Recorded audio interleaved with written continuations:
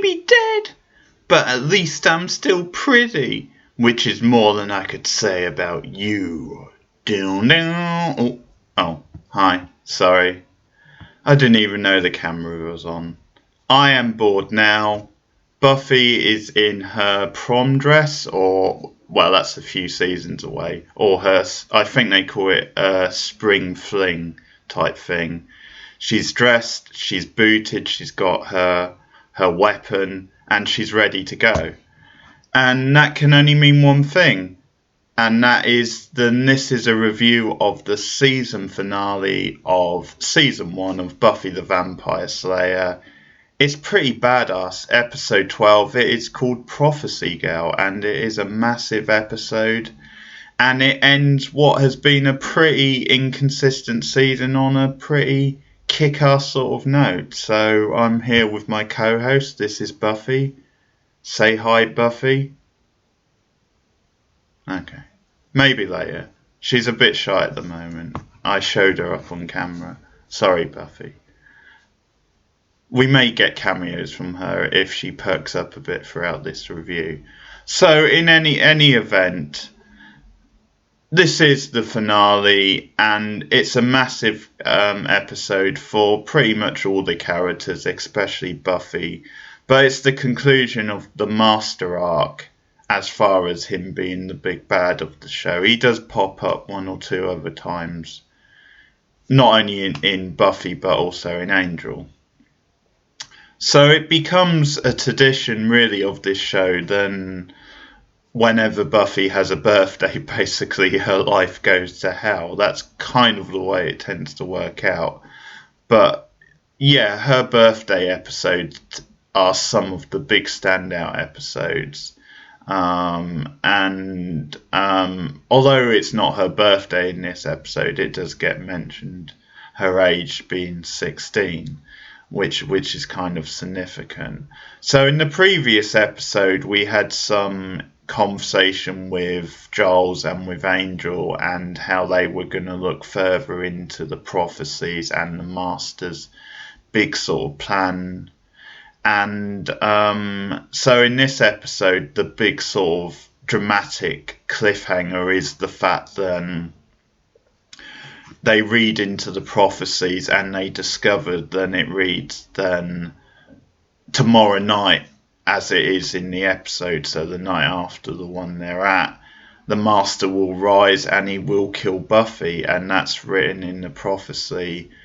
And so it's this big cathartic moment for Buffy where she is confronted with this just really unbelievable dilemma and this really heavy situation, and it again encapsulates what the show is all about, the fact that it is a coming of age show, and Buffy at just 16, she's faced with something which, you know, someone double her age would just freak out about. But at the same time, it is obviously that metaphor about coming of age and facing up to the painful, tough hardships of adulthood. So, I mean, once Buffy hears this news, and I'll talk more about the scene when I get to it, but she's just racked with hysteria. She's just angry and terrified, and, you know, her emotions are just boiling out of control. And so she has that decision to make, you know, obviously with it being written in the prophecy and with her being the Slayer, you know, as Giles tries to say to her as gently as possible, you sort of don't have a great deal of choice. You have to face up to this. So that's the big decision of the episode. Does she run away from it? Does she face up to it? And it's obviously what the season has been building for with the Master. And it's sort of, although obviously in the pilot episode there was a big sort of potentially end of the world battle. But so essentially the Master will rise and he will release all the demons and forces of evil that are, you know, beneath the Hellmouth in the library and all that. So potentially it's another end of the world situation, and Buffy it pretty much looks like is the only one who can prevent it. But at the same time, it's sort of set in the backdrop of the spring fling, the formal, the dance.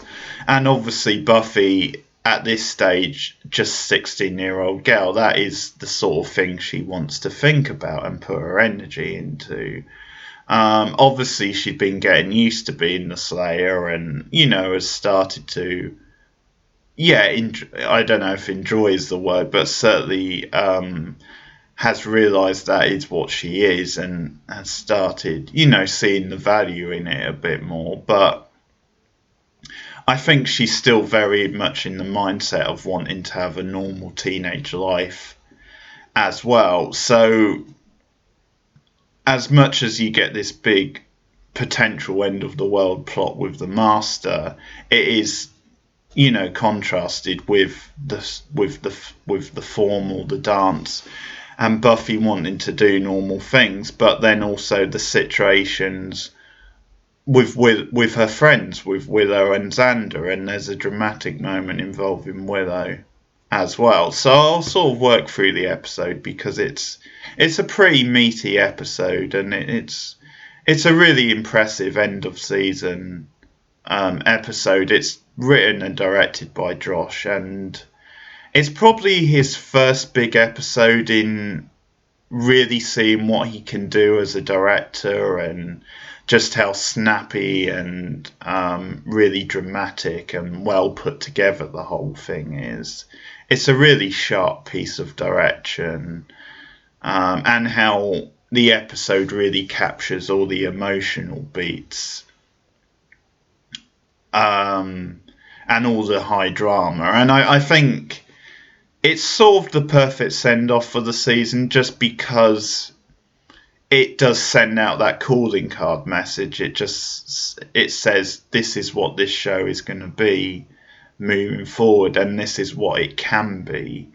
I don't want to say it's a perfect episode, but I think it's a very good episode, and I think it does send a mission statement. It's kind of like, okay, this is more what the show's going to be like in the future, rather than, some of the throwaway Monster of the Week episodes we've had in this season and some of the cheesiness. So the sort of first big scene is in the Bronze, and it's about, the spring get together. And obviously Xander still is pining for Buffy. He still has an interest in her, and he wants to ask her out, essentially. And I should ask Buffy, actually.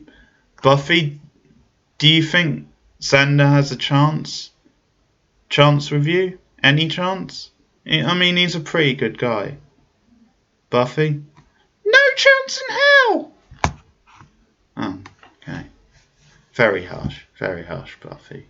No chance in hell, Xander, apparently. But anyway, in the scene, he's trying on his lines, or how he would ask Buffy out with Willow. And it's a very cute scene. And Willow's face is just a picture in it, because Xander's saying all these cheesy lines, he's stumbling over his parts.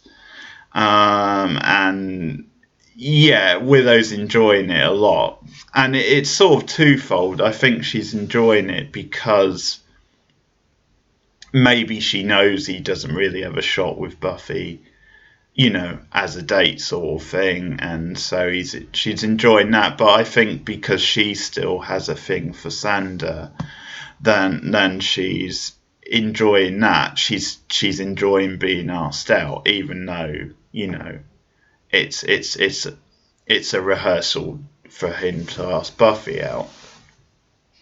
And so Willow's face, she's enjoying it. She's getting caught up in the moment a little too much, but it's a cute little scene. And again, I think the Xander Willow friendship is one of the most endearing on the show, and the early seasons particularly, it's just really cute and relatable, and it is great, to have that. Although obviously that there are romantic elements that come in later, but I mean, certainly it's nice then they can be so platonic, and you just really buy them as friends, and it's a really great sort of male female friendship, which you don't often see on television. And I think it becomes a big thing even in the later seasons. They really come back to it. I'm thinking of the season 6 finale, for example. Um, but yeah, it's a cute little scene.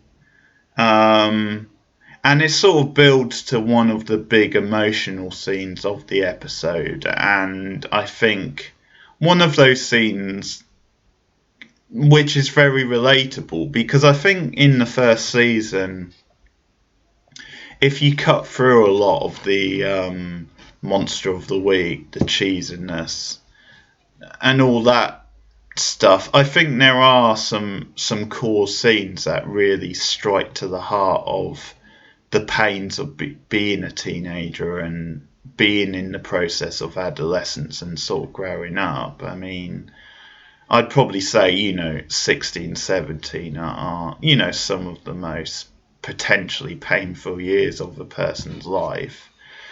And so I think that's what we see with the scene where Xander attempts or asks Buffy out. And, fair play to him. He goes through with it. He has the nerve. And it's great that he does it. And it's a very hard to watch scene, but it's a scene which sums up how frustrating Xander can be as a character. But I think it's frustrating in a good way, because I think it is pretty realistic of how a teenager would behave in certain situations. Particularly, like a 16-year-old boy, which obviously he's meant to be. So it's a really well played scene. He's quite frank about it, and it's a realistic sort of dialogue between the two, because Buffy tries to let him down lightly, and she kind of says, "Sandy, you're like one of my best friends, and I don't want to ruin that, but I just don't see you that way." And then in a way she's kind of forced to put it just a little more bluntly, because she just, Xander says, either you feel something or you don't. And Buffy, quite bluntly says, well, then I don't, sort of thing. And then she tries to backtrack and explain it to him a bit more, subtly. But then it's the line where it's kind of the you want to punch and the sort of line, because he has to bring Angel into it. And the line, I guess a guy has to be dead to sort of make time with you, and it's like, Xander, he just put his foot in his mouth, and Xander does that a lot, but I think it is good writing. I think you can see Xander's emotional. He's upset. He's built himself up to this big moment, which doesn't excuse the line. It's a really harsh line, as Buffy herself says.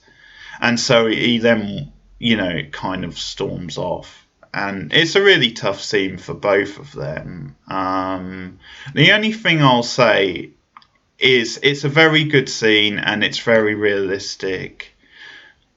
I think maybe you don't get another scene with them, or sorry, you do get other scenes with them in this episode, but you don't get a scene where they come back to this subject.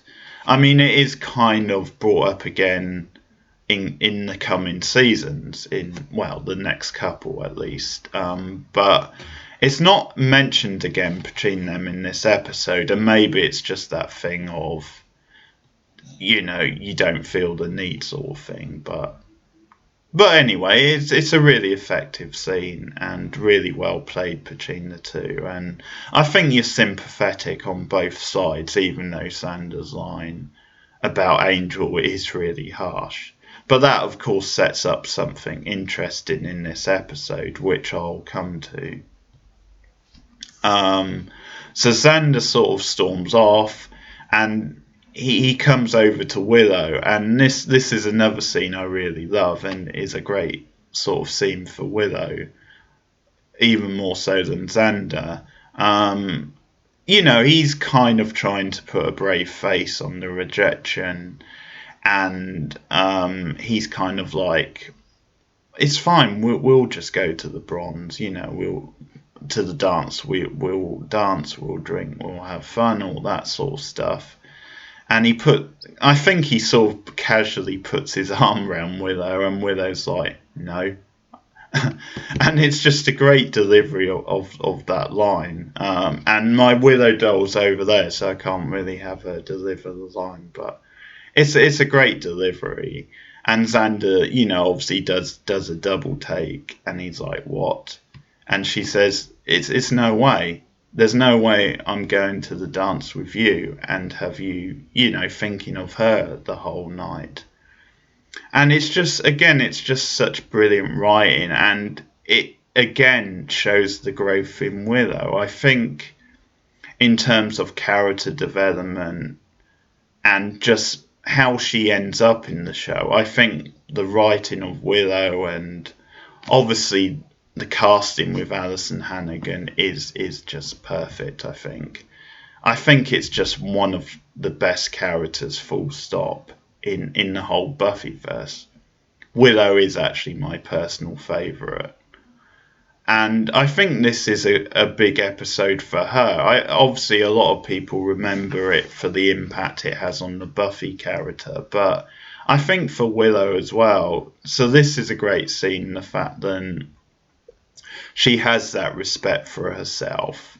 I mean, I guess if Xander had asked her anyway previously and they were just going as friends or whatever, or even if he asked her as a sort of a date, then things would have been different. But as it was, Willow felt insulted because it was like a consolation type thing, because Buffy said no. And I think, yeah, we're totally with Willow on this side of things. So it's a great scene for her. And then she sees that Xander's a bit, down again, and tries to pick him up. And then he has the great line, actually, which is, I'm just going to go home and play country music. The music of the blues, I think he says, or I forget the line, actually. I think it's of the blues.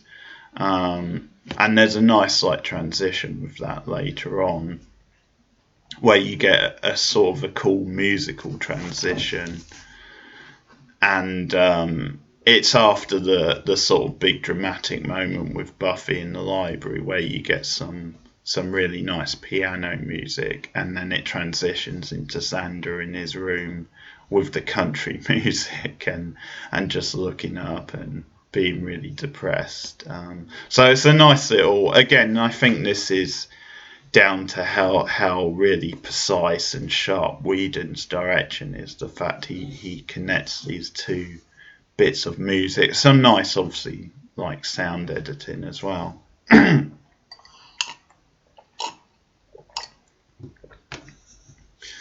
So the big scene with Buffy in the library is when she overhears Giles and Angel talking about the prophecy. And again, this is it just hits all the emotional notes just perfectly.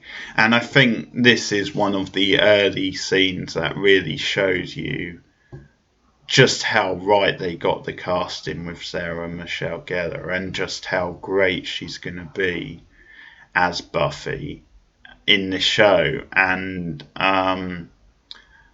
so she overhears them, and her reaction is one of hysterical sort of laughter.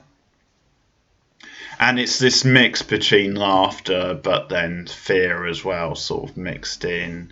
And it's this perfectly, like, yeah, realistic, relatable sort of reaction to such, ridiculously hard to process news and just terrifying. And the scene just works perfectly. I mean, Giles' reaction when he sees that she overhears, and Buffy's upset because she's like, well, why didn't you tell me sooner? And at one point Giles says, well, I was hoping I wouldn't have to, because they're still researching it and hoping to get a solution before she has to confront the master. But yeah, the acting in this scene is just so good. Just the physicality and the rage that comes out of Buffy, when she starts throwing things and starts, shouting and saying, I've got an answer, I quit. And Joel says it's not as simple as that. And then starts talking about the signs, and she's like, tell me the signs. And I just love how it goes up and then it sort of goes down, when she's back in shock. And well, that's part of the shock, but when it just returns to her steadily being a bit more calm, and she's gotten that part out of the system. But then it's a whole process. It's like the news is filtering into her. It's like, and she has the big line, which is, I'm 16 years old and I don't want to die. And it's just so mind-blowing. It's just incredible and compelling drama. So well written, so well acted, and it's sort of what this show, one of the things that Buffy the show does best. It's then it hits all these emotional notes. It makes these very relatable emotions and scenes just so tangible. And it's just such good drama. It's convincing, but it really stands up as great television drama and great character depth. And again, this is where the actors really hit a home run. They really step up to the plate and just nail it. And it's a scene that moves me every time, and a scene that just hooks me into the drama of it every time. It's really top-notch television. And so this becomes the big dilemma for Buffy throughout the episode. So she sort of runs away from it initially, and so she has a scene with her mother, with Joyce, which is a good scene.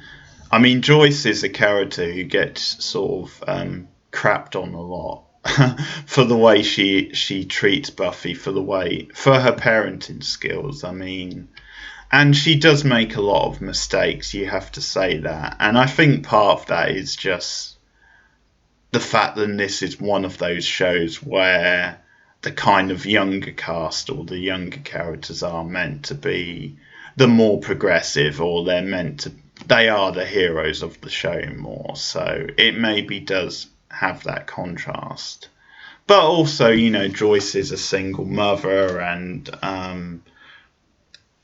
it's a lot for her to process. I mean, at this point, she doesn't know Buffy is the Slayer, but obviously, a single mother, and Buffy is sort of her only child, and it's a tough situation. But certainly there are examples, a bit like I was talking about with Xander earlier, about him sort of goofing up and putting his foot in the mouth, and moments where he could be more tactful. There's certainly plenty of those with Joyce.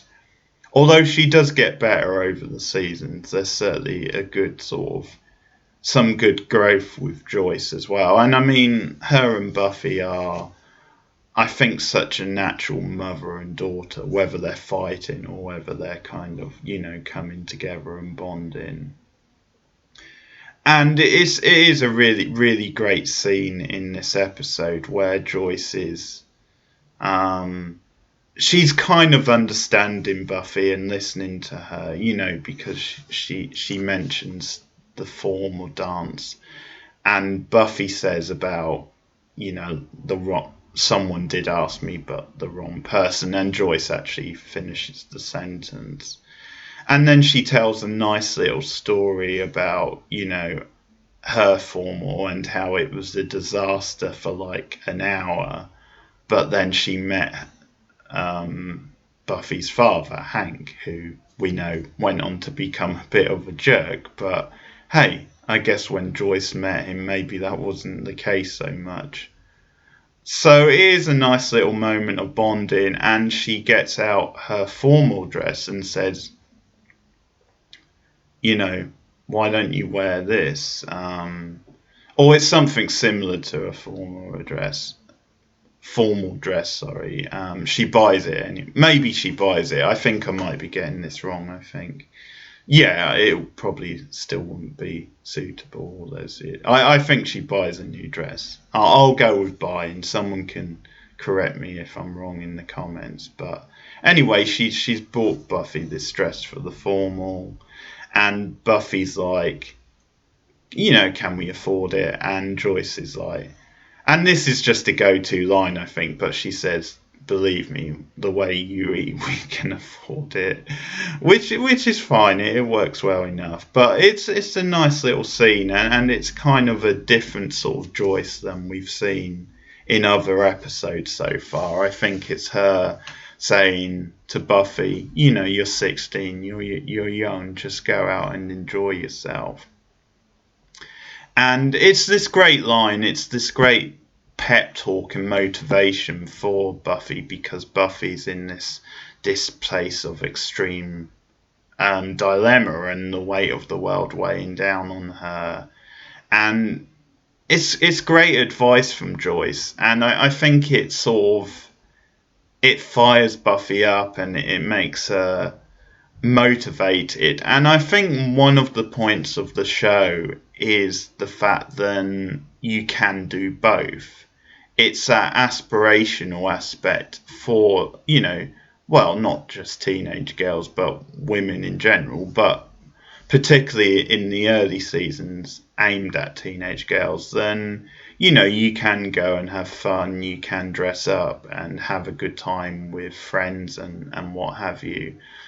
But you can also be a badass. You can have all these other things as well. You can be intelligent. You can sort of balance the whole lot, sort of thing. And so it becomes a big statement for the show what Buffy goes and does. The fact that she dresses up, and she dresses up to go to battle. But the intention is that if she defeats the Master and saves the day, she'll go to the prom. But it's sort of a mission statement. Then she dresses up and goes into battle. It's like that perfect sort of signal. And at this stage, I think it's possible they didn't know the show was going to be renewed for a second season. So it might just be one of those big, send-off type moments as well, because they do sort of close things up for the season. The final scene is quite a good wrap-up if this was the end. Obviously, it's good it wasn't, because you had all this potential for future seasons and what have you. So, yeah, thank God it wasn't the end. But I think sometimes they do that with first seasons if they're not sure about, if they're going to be picked up again. I think once you get 2 or 3 seasons in, you're fairly confident, and you may be more inclined to throw a cliffhanger or to leave certain things open. But at this early stage, yeah, you can see why maybe they wrapped things up a bit more at the end. But yeah, it's this big sort of mission statement. So Buffy goes to the library and she says, I'm going to face the Master.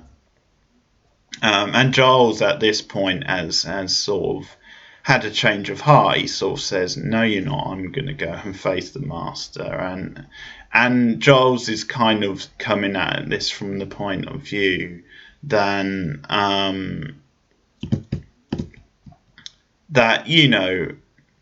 really I have to take responsibility. You know, what Buffy was saying, a lot of that is true.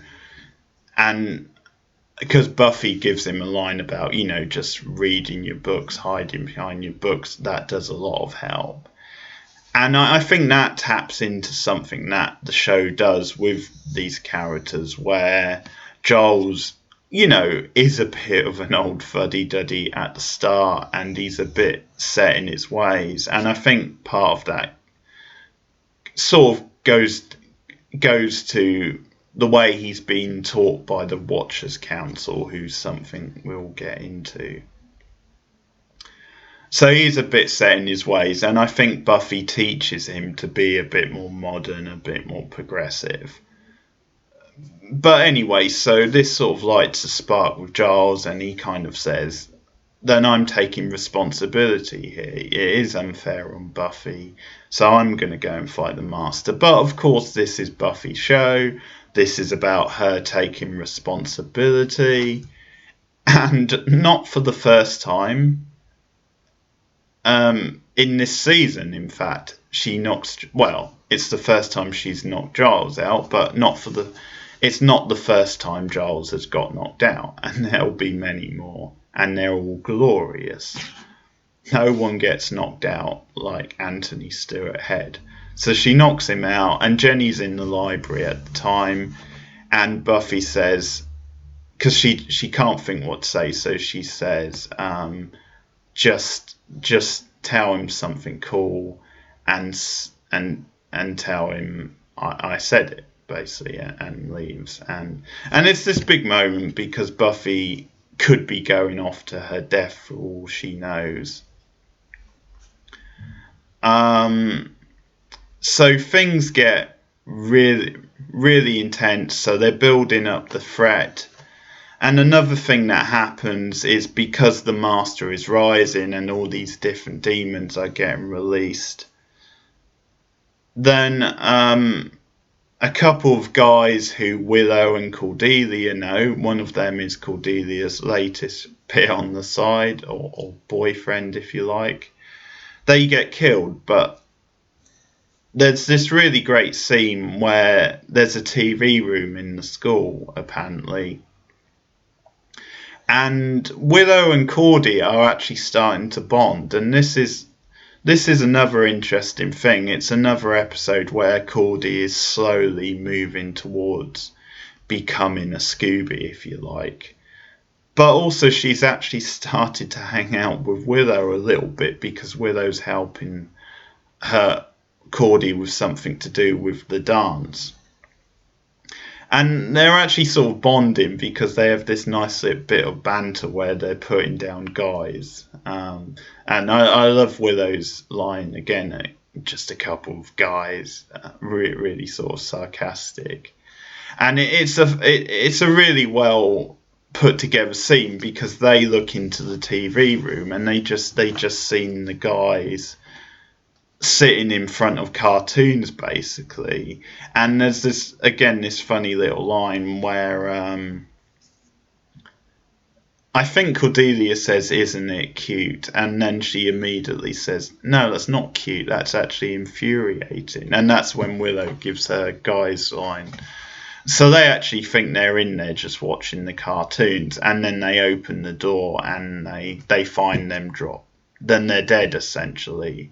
And there's blood on the screen. It's a really good striking visual, and it really shocks Willow. And again, Addison Hannigan, I think she gets underrated, her dramatic side of Willow, because I think the character has a lot of good comedy moments, and I think people sometimes just see her as being good at those moments, not so much the drama. But I think she's just tremendous.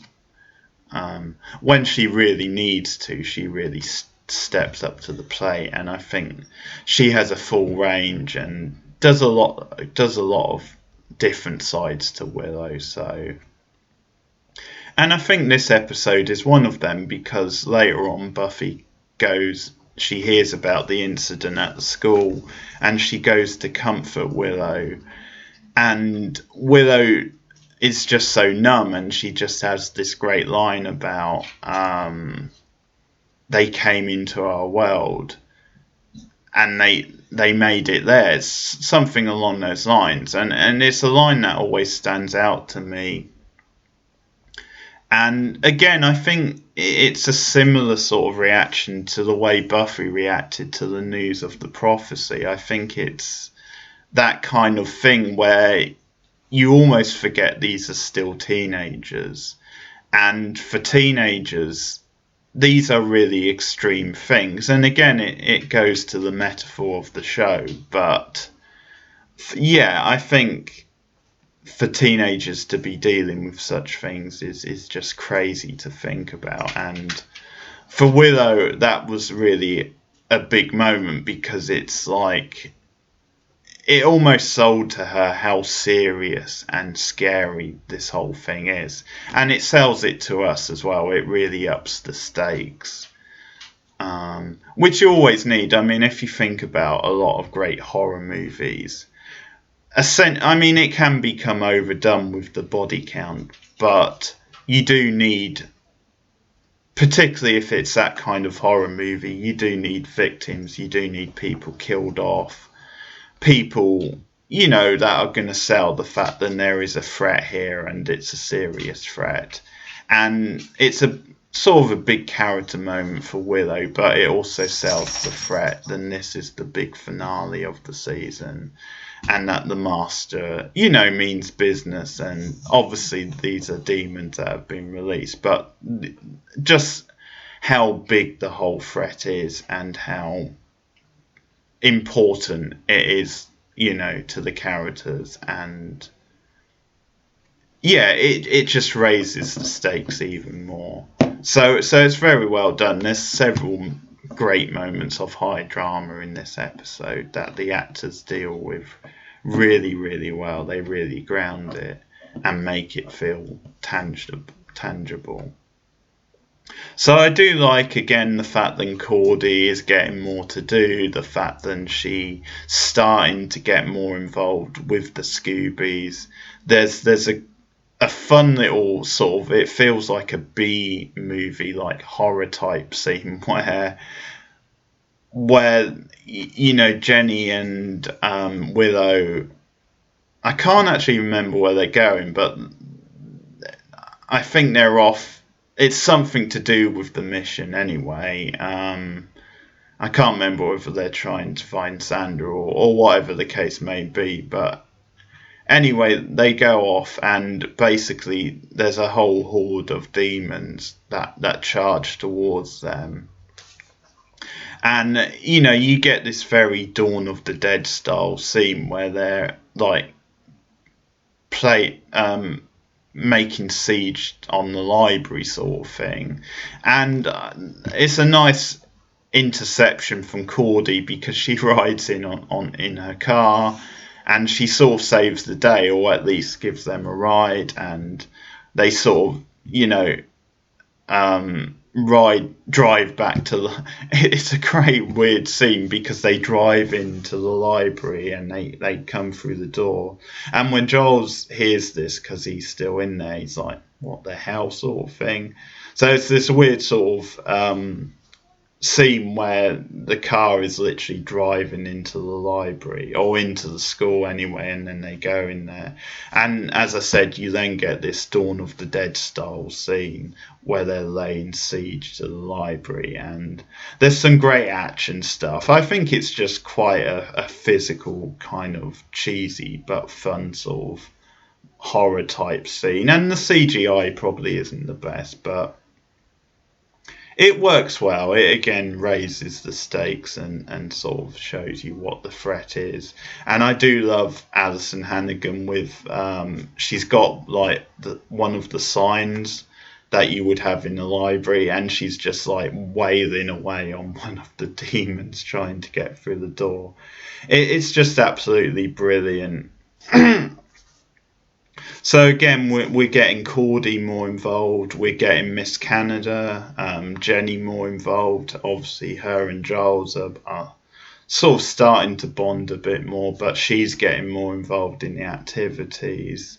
she's obviously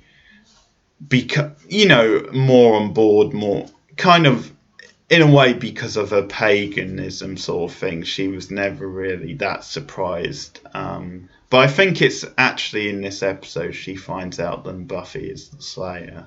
But anyway, it's all good stuff, and we build up to it. But the twist of the episode, which I think is probably the most profound and what the episode is really driving at, is the one with Xander and Angel. Because they sort of say at one point, we don't know where the Master would be, sort of thing, when they know then Buffy's gone to face him. And Xander says, no, but I know how I can find out. And he actually goes to Angel. He confronts Angel and says, you know how to find the Master, don't you? We've got to find him. Buffy's gone to face him. She could be in trouble. And they have this great, heart-to-heart type scene. And Xander has a great line, actually, where he says about, I don't trust you. I don't like you, he says. But Buffy has a real thing for you. She thinks you're really great, or however the line plays. And then he says, why don't you prove her right, sort of thing. So I love that sort of fillip to Angel, this sort of real shot of emotional truth.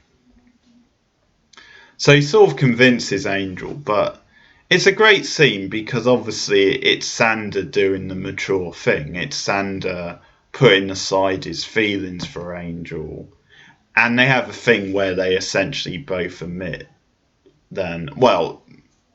Angel cottons onto the fact that then Xander loves Buffy, and Xander says, well, don't you, sort of thing. So it's this kind of honest scene between them, and it's actually an interesting sort of partnership where they don't like each other. And it's more on Xander's side, to be honest, than it is Angel's. But it's this, interesting dynamic where they don't get on, they don't trust each other, but they will work together for the greater good, and because they both care about Buffy. And it brings this episode round to friendship, and that's a big part of what Buffy is about as a show and this season. And I think because obviously in this episode you have Xander pining for Buffy, asks her out. Buffy obviously still has, she has feelings for Angel, but they've decided to put their relationship on hold. You obviously have Willow with her feelings for Xander. But I think this episode does send the mission statement for the show. Then it is so much about friendship. Friendship sort of conquers all.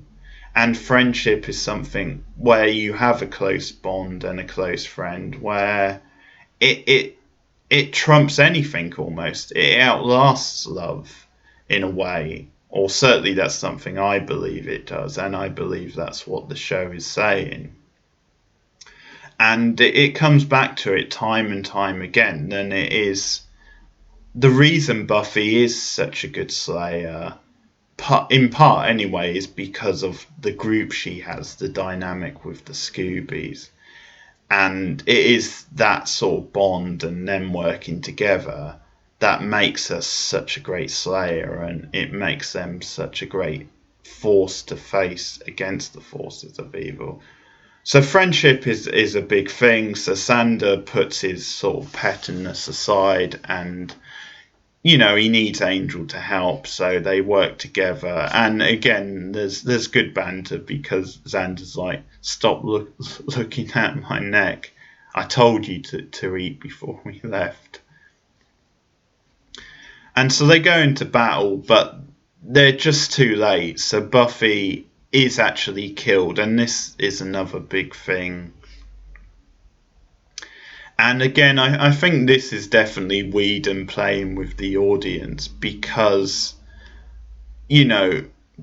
Buffy, the Master kills her. He essentially, he sort of bites into the back of her neck, takes her breath away, and she dies. She faints into or drops into the water because they're underground. And I think this is again Whedon playing with the audience. First of all, you wouldn't expect Buffy to die, potentially being obviously the lead character, but also because it's the final episode and because at this point people probably didn't know if the show was coming back, then I think it does. It may cross your mind, well, she could die. But anyway, she's dead she dies for this scene, and it sort of cuts to a fade out and then comes back in. So it's one of it would have been where they had a commercial break on TV. So it is essentially within the show you do get mini cliffhangers. You don't just get a cliffhanger at the end of the episode, if there is one, but you do get mini ones, sometimes a couple, during. It's an interesting show like that because it does have a lot of cinematic qualities, Buffy, but it's also a show that plays with the old television conventions, and I think that's something you can see in this episode. But again, it brings it around back to the point of friendship. So Xander and Angel come along, and they decide, to try and, give Buffy mouth to mouth, to try and revive her, resuscitate her. And Angel, of course, cannot do it because he's dead. He's not breathing. He doesn't have breath. And so Xander has to do it, and Xander does it and revives Buffy, and Buffy is alive. So this is the first time, we'll keep count of this, but this is the first time Buffy gets killed. It may or may not be the last time, but it's the first time. Xander saves her, and again, it's a brilliant character moment for Xander because he comes through as a friend. He saves her.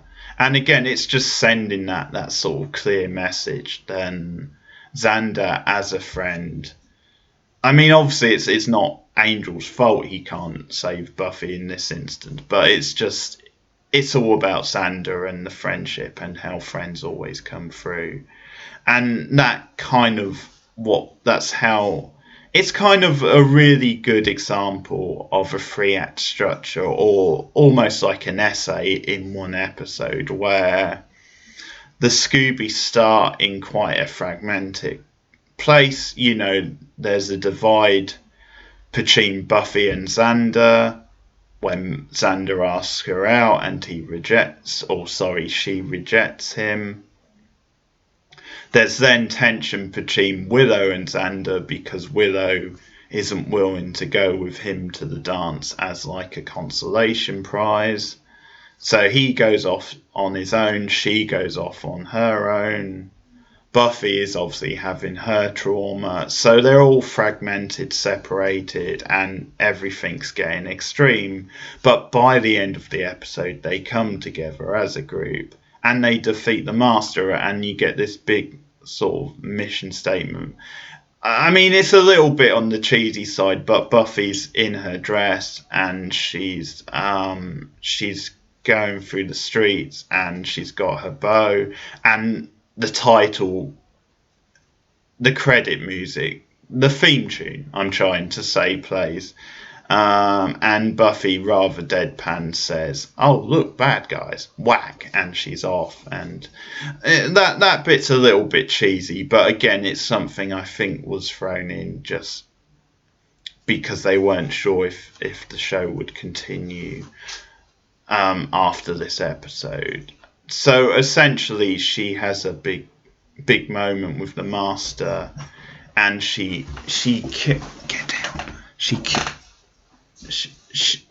defeats him, she kills him. But it's all about the friendship and the big moments and Buffy overcoming this. And I think it's actually a cool last scene with for Giles, because it's actually Giles who suggests the dance sort of thing, and so that's when they go as a group, and it's just a nice little wrap up. And the Master's bones are actually left in the library, which does become significant. But they all go off to the dance together, and it's a nice scene because they're all there. Cordelia's there, Jenny's there, and it's probably their. I mean, if you think about Cordelia and Jenny, and then Angel's there as well, it's probably their first like big scene as a group where they've decided to go off to the dance together, all in one group. So it's not just like Willow, Xander, Buffy. You know, Angel's there, Cordelia's there, Jenny's there, Giles is going as well.